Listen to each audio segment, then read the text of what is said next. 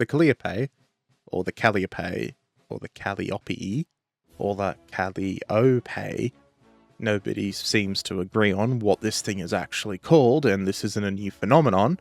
Historians can't entirely agree on what it's called themselves, and neither can primary sources. My favourite primary sources are the ones that just refuse to say what it is to avoid the issue.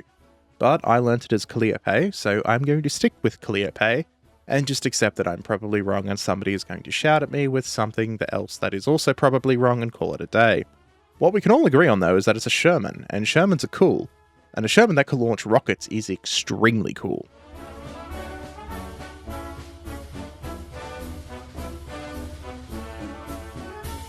Welcome back to 5 Minute History, the weekly series where patrons, and I should mention this, channel members too, choose the topic.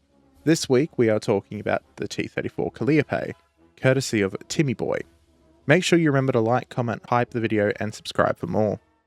Infantry attacks on fortified positions suck. They really suck, particularly when they are concrete bunkers and entrenched machine gun nests. They cause a lot of casualties and are prone to horrific failures. This is a tale as old as time, be it a fortified ancient city, or a mountain pass, a bunker on a beach, or 4 honking great fortress cities. The standard solution for dealing with these positions in 1943 was to get some artillery or roll up some tanks to the fortification and start blasting. What commanders really wanted though was something that could deliver a massive instantaneous concentration of fire on a moment's notice, which would suppress defenders long enough for infantry to close the gap and assault the position. It had to be semi-accurate, quick, highly destructive, and fast. Simple, right? Well, rocket artillery was a good answer to this problem, but where to mount it? The Soviet Union famously had the Katyusha, which had been in service since 1941, and it was mounted on a truck. But you can't really just drive a truck up to the front line, like as close as you need it to this front line, because it can get destroyed pretty quickly. The Germans, meanwhile, had the Nobelwerfer, and they were largely towed, which again makes its own problems. But what if you mounted the rocket system on a tank? Well, that's the design thought behind the Calliope. The mad scientist behind this contraption was a man by the name of Victor Hawkins, and he developed the T34 in 1943. Yes, it's funny that it's called the T34. The concept was pretty simple, a large big rack of rockets on top of the turret and a linkage of the elevation of the launcher to the tank's main gun. The Sherman would carry the rockets to the fight, use its existing sights, turret rotation and tracks to move and aim, and then fire when it was needed before doing a road runner away from the counter battery.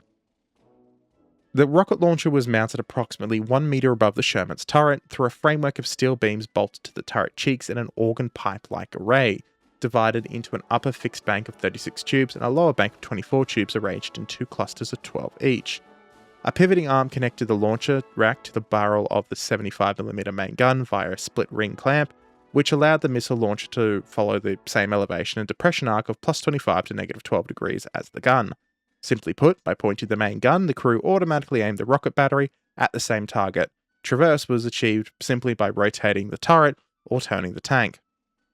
Each of the 4.5-inch fin-stabilized rockets carried a high explosive warhead, the same yield as a M101 howitzer shell, with a maximum range of approximately 4,100 yards, or just over 3.5 kilometers.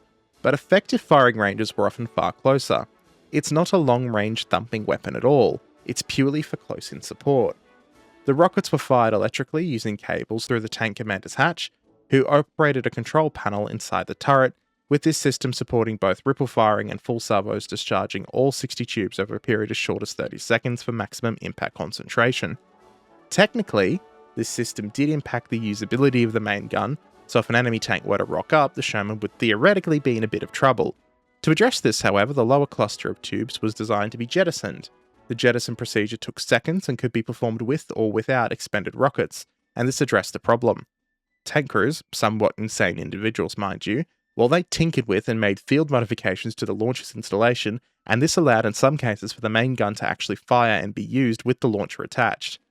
The biggest drawback with the Calliope though was reloading, because it was slow as hell and each rocket had to be manually loaded from outside the vehicle, and when each rocket was then loaded, it had to have its leads inserted and then connected. In a combat environment, it was not possible to reload the tank and to reload the Calliope attachment, and due to that, it just would be jettisoned and ignored if that situation ever arose. There's also the issue of a gigantic comical look at me over here arrow to anti-tank forces every time one of these things drives around.